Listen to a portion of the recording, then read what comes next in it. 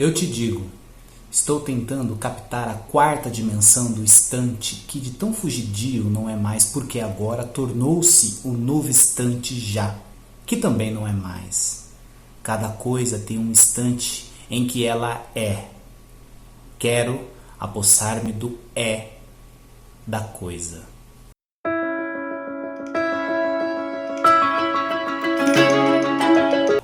Este é o canal Um Pouco de Prosa.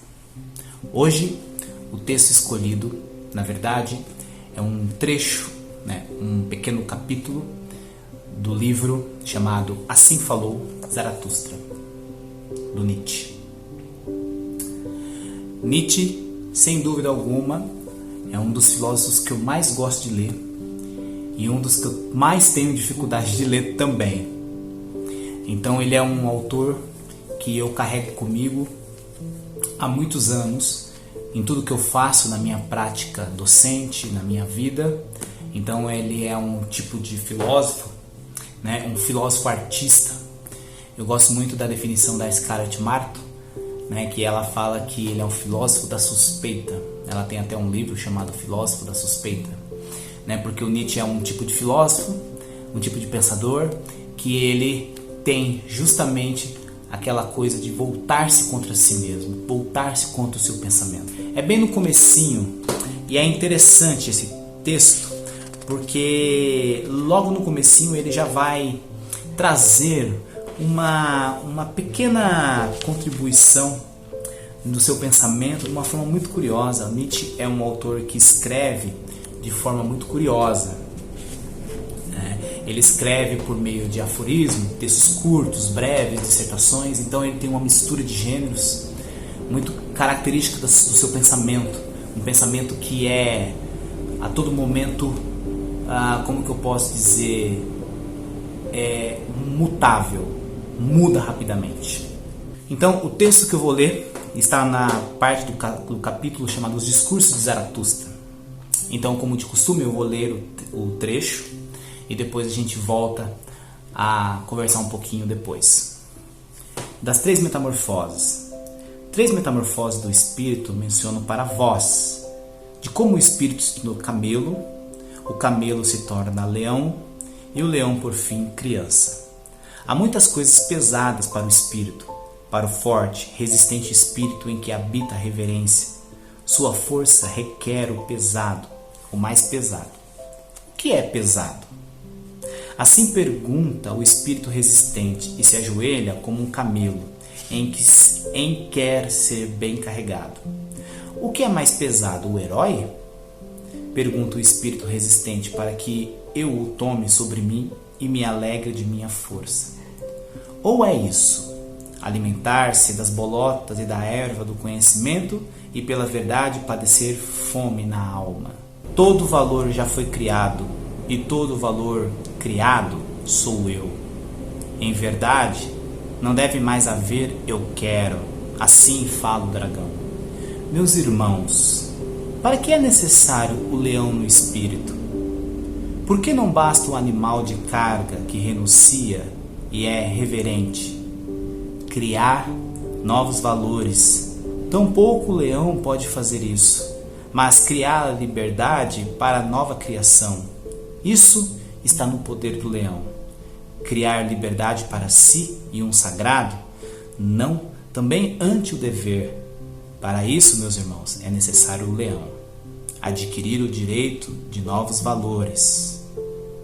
Inocência é a criança e esquecimento. Um novo começo, um jogo, uma roda a girar por si mesma, um primeiro movimento, um sagrado dizer-se sim. Sim, para o jogo da criação, meus irmãos. É preciso um sagrado dizer sim. O espírito quer agora sua vontade. O perdido para o mundo conquista seu mundo. 3 metamorfoses do espírito eu vos mencionei. Como o espírito se tornou camelo, o camelo se tornou leão e o leão por fim criança. Assim falou Zaratustra, e nesse tempo ele permanecia na cidade que se chamava A Vaca Malhada. Bom, como vocês viram, é um texto Eu pulei alguns trechos, né? Claro, para pretensão do vídeo, né? Um vídeo curto, como nós falamos, de leitura de alguns trechos que eu gosto, né? Então eu tenho aqui selecionado, né? Então o primeiro trecho é que ele fala, né, da metamorfose do camelo, do leão e por fim da criança.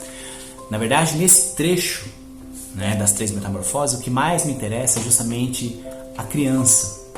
Como nós falamos no vídeo anterior, a criança, né, são aquelas criaturas, posso dizer, aqueles seres humanos que fazem as perguntas mais incríveis, né? E o Nietzsche está dizendo aqui que o camelo é geralmente aquele que carrega o fardo, ou seja, faz tudo aquilo que manda, o que pede, né? Carrega o fardo sobre si.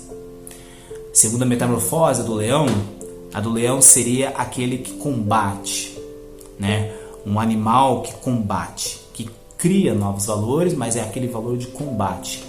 E por fim, a criança justamente é aquela que, além de criar novos valores, ela diz sim para esses novos valores, né? Então o Nietzsche, a gente sabe que ele é conhecido muito por ser um filósofo iconoclasta, por, né, propor, né, o Crepúsculo dos Ídolos, né? Este é um livro maravilhoso do Nietzsche, onde ele mostra que os deuses, os ídolos, né, ou os ídolos, melhor dizendo, são aqueles que têm pés de barro, né? Então é muito interessante porque esse livro ele fala como filosofar a golpe de martelo. É interessante porque o professor Clóvis de Barro Filho, ele fala muito interessante. Tem um vídeo dele que circula na internet que ele fala assim: bom, você quer entender a filosofia? Porque ele tem um livro, né? O Executivo e o Martelo, acho que é isso, né?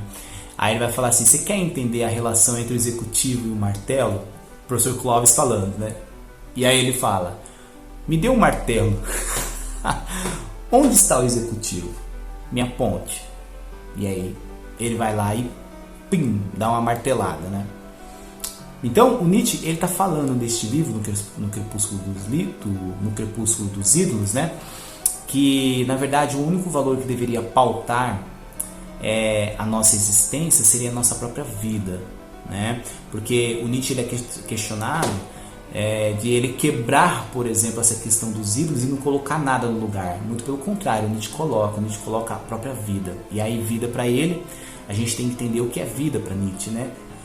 O que eu entendo do que ele diz nos livros, né, extremamente difíceis.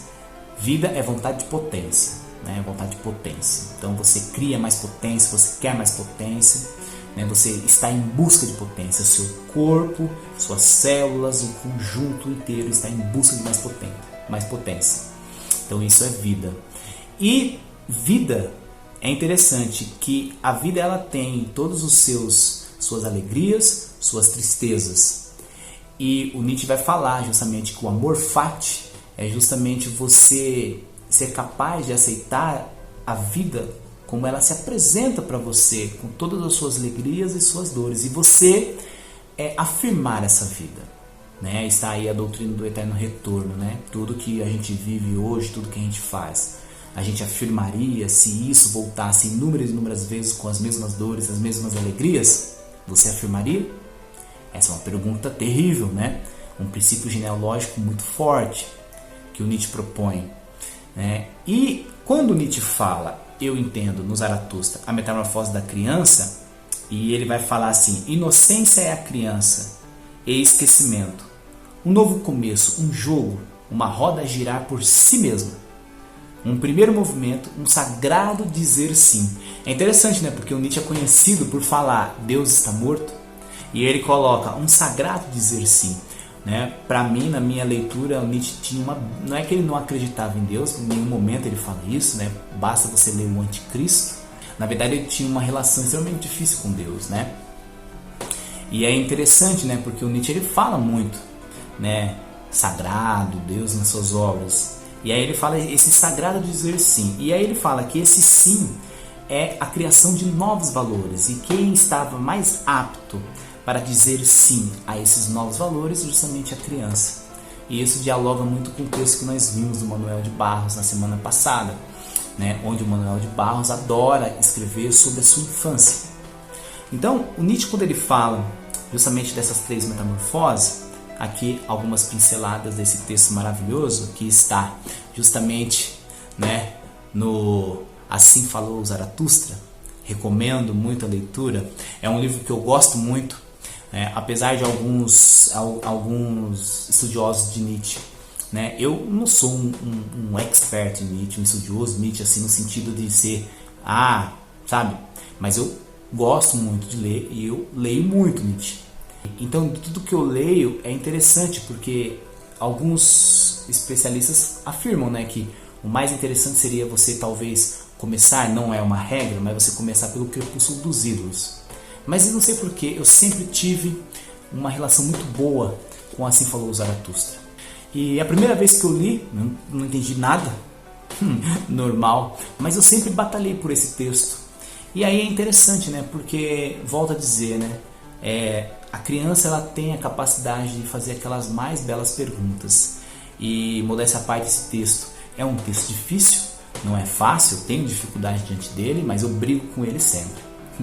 Lembra do que o Guimarães Rosa falava, né? Quando ele escrevia os textos dele, ele falava assim que ele e a linguagem eram amantes, né? Que eles deitavam no chão, rolavam para poder procriarem.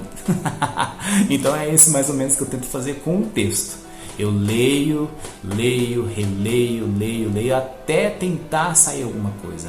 E tanto que das 3 metamorfoses, a parte que mais me chama a atenção é quando ele fala da criança. Ele fala um jogo, uma roda a girar por si mesma. Então a criança, né, aquela ideia, né, de movimento, né, de estar perambulando por tudo quanto é lugar, explorando o mundo à sua volta. Então isso eu carrego muito comigo, essa vontade de tentar explorar o máximo que eu posso. Eu confesso que o que eu tento mais explorar é dentro, né, da literatura e dentro da filosofia, principalmente. Eu leio sempre, né, os textos literários por meio da filosofia. É um modo que eu consegui encontrar para ler os textos literários. Beleza? Então hoje trouxemos um texto maravilhoso do Nietzsche, Assim Falou Zaratustra, das 3 metamorfoses. Bom, como de costume, se você gostou desse vídeo, se você chegou aqui, deixa o joinha, né, se inscreve e ativa o sininho para receber as notificações dos novos vídeos que porventura aparecerem no canal. Ok? Muito obrigado, espero que você tenha gostado desse humilde canal, desse leitor, né, das angústias e tristeza, desse leitor em permanente contato, combativo, conflituoso, amoroso e assim vai com os textos. Até o próximo vídeo, pessoal. Valeu!